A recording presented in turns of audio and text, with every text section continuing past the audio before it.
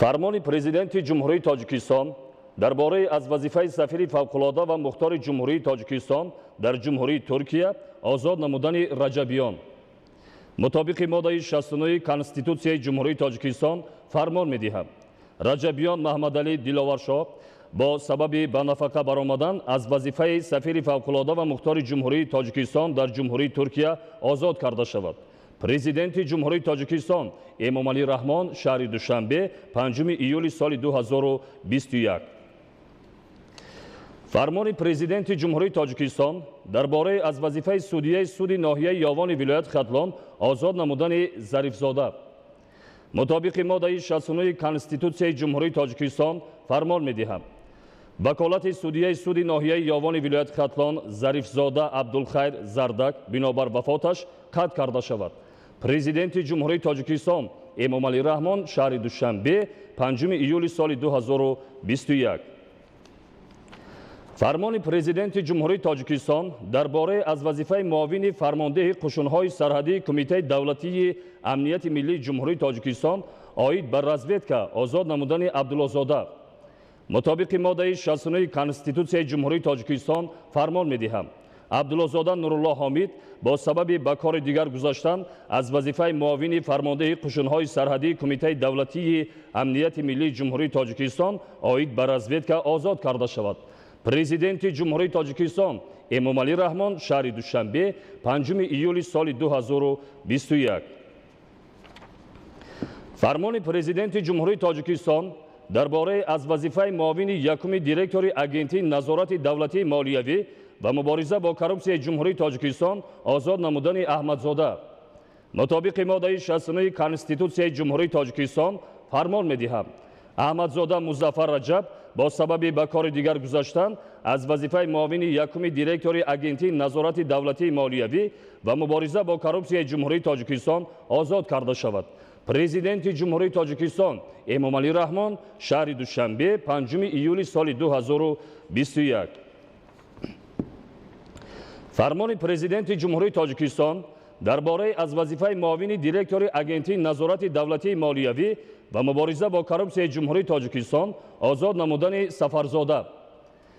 мутобиқи моддаи 69 Конститутсияи ҷумҳурии тоҷикистон фармон медиҳад Сафарзода Суҳроб бо сабаби ба кори дигар гузаштан аз вазифаи муовини директори агентии назорати давлатии молиявӣ ва мубориза бо коррупсияи ҷумҳурии тоҷикистон озод карда шавад. Президенти ҷумҳурии тоҷикистон Эмомалӣ Раҳмон шаҳри Душанбе 5 июли соли 2021. фармони президенти ҷумҳурии тоҷикистон дар бораи аз вазифаи муовини директори агентии назорати давлатии молиявӣ ва мубориза бо коррупсияи ҷумҳурии тоҷикистон озод намудани Саидшоҳзода.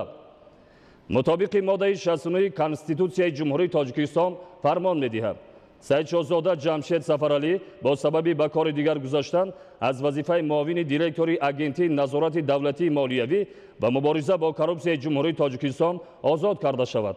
Президенти ҷумҳурии тоҷикистон Эмомалӣ Раҳмон шаҳри Душанбе 5 июли соли 2021.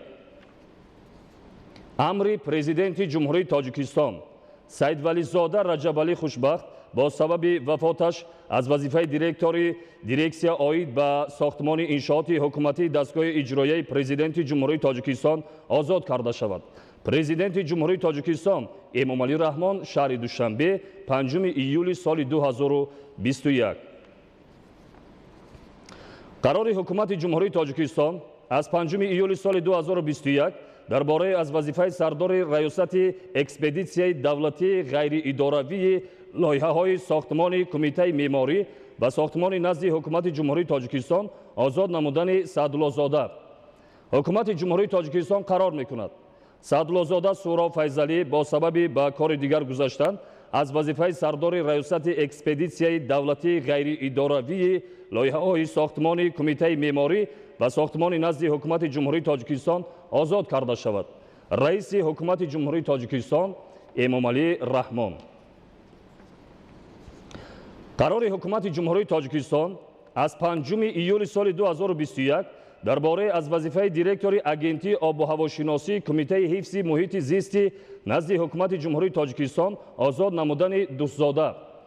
ҳукумати ҷумҳурии тоҷикистон қарор мекунад дӯстзода Диловаршо Саидаҳмад аз вазифаи директори агентии обу ҳавошиносии Кумитаи ҳифзи муҳити зисти назди ҳукумати ҷумҳурии Тоҷикистон озод карда шавад. Раиси ҳукумати ҷумҳурии Тоҷикистон Эмомалӣ Раҳмон. қарори ҳукумати ҷумҳурии Тоҷикистон аз 5 июли соли 2021 дар бораи аз вазифаи муовини якуми директори агентии суғуртаи иҷтимоӣ ва нафақаи назди ҳукумати ҷумҳурии Тоҷикистон озод намудани Файзализода Назаралӣ. ҳукумати ҷумҳурии Тоҷикистон қарор мекунад Файзализода Назаралӣ бо сабаби ба кори дигар гузаштан аз вазифаи муовини якуми директори агентии суғуртаи иҷтимоӣ ва нафақаи назди ҳукумати ҷумҳурии Тоҷикистон озод карда шавад. раиси ҳукумати ҷумҳурии Тоҷикистон Эмомалӣ Раҳмон. фармони президенти ҷумҳурии Тоҷикистон дар бораи муовини якуми директори агентии назорати давлатии молиявӣ ва мубориза бо коррупсияи ҷумҳурии Тоҷикистон таъин намудани Сафарзода мутобиқи моддаи 69 Конститутсияи ҷумҳурии Тоҷикистон фармон медиҳад Сафарзода Суҳроб муовини якуми директори агентии назорати давлатии молиявӣ ва мубориза бо коррупсияи ҷумҳурии Тоҷикистон таъин карда шавад. Президенти ҷумҳурии Тоҷикистон Эмомалӣ Раҳмон шаҳри Душанбе 5 июли соли 2021. фармони президенти ҷумҳурии Тоҷикистон дар бораи муовини директори агентии назорати давлатии молиявӣ ва мубориза бо коррупсияи ҷумҳурии Тоҷикистон таъин намудани Аҳмадзода мутобиқи моддаи 69 Конститутсияи ҷумҳурии Тоҷикистон фармон медиҳад Аҳмадзода Музаффар Раҷаб муовини директори агентии назорати давлатии молиявӣ ва мубориза бо коррупсияи ҷумҳурии Тоҷикистон таъин карда шавад. Президенти ҷумҳурии Тоҷикистон Эмомалӣ Раҳмон шаҳри Душанбе 5 июли соли 2021. фармони президенти ҷумҳурии Тоҷикистон дар бораи муовини директори агентии назорати давлатии молиявӣ ва мубориза бо коррупсияи ҷумҳурии Тоҷикистон таъин намудани Талбакзода мутобиқи моддаи 69 Конститутсияи ҷумҳурии Тоҷикистон фармон медиҳад Талбакзода Сулаймон Талбак муовини директори агентии назорати давлатии молиявӣ ва мубориза бо коррупсияи ҷумҳурии Тоҷикистон таъин карда шавад. Президенти ҷумҳурии Тоҷикистон Эмомалӣ Раҳмон шаҳри Душанбе 5 июли соли 2021. фармони президенти ҷумҳурии Тоҷикистон дар бораи сафири фавқулода ва мухтори ҷумҳурии Тоҷикистон дар ҷумҳурии Туркия таъин намудани Гулов мутобиқи моддаи 69 Конститутсияи ҷумҳурии Тоҷикистон фармон медиҳад Гулов Ашрафҷон Шералиевич сафири фавқулода ва мухтори ҷумҳурии Тоҷикистон дар ҷумҳурии Туркия таъин карда шавад. Президенти ҷумҳурии Тоҷикистон Эмомалӣ Раҳмон шаҳри Душанбе 5 июли соли 2021. амри президенти ҷумҳурии Тоҷикистон Саъдуллозода Суҳроб Файзалӣ директори дирексия оид ба сохтмони иншооти ҳукуматии дастгоҳи иҷроияи президенти ҷумҳурии Тоҷикистон таъин карда шавад. Президенти ҷумҳурии Тоҷикистон Эмомалӣ Раҳмон шаҳри Душанбе 5 июли соли 2021. қарори ҳукумати ҷумҳурии Тоҷикистон аз 5 июли соли 2021 дар бораи муовини вазири тандурустӣ ва ҳифзи иҷтимоии аҳолии ҷумҳурии Тоҷикистон таъин намудани Амирзода ҳукумати ҷумҳурии Тоҷикистон қарор мекунад Амирзода Абдухолиқ Амир муовини вазири тандурустӣ ва ҳифзи иҷтимоии аҳолии ҷумҳурии Тоҷикистон таъин карда шавад. раиси ҳукумати ҷумҳурии Тоҷикистон Эмомалӣ Раҳмон.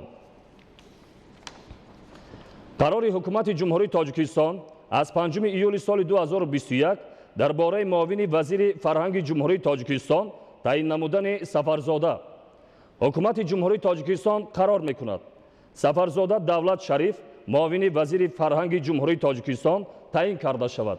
раиси ҳукумати ҷумҳурии Тоҷикистон Эмомалӣ Раҳмон.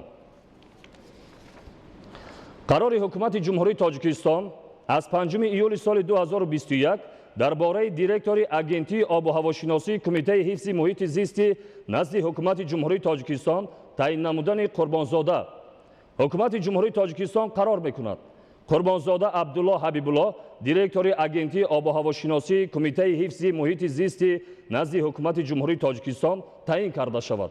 раиси ҳукумати ҷумҳурии Тоҷикистон Эмомалӣ Раҳмон.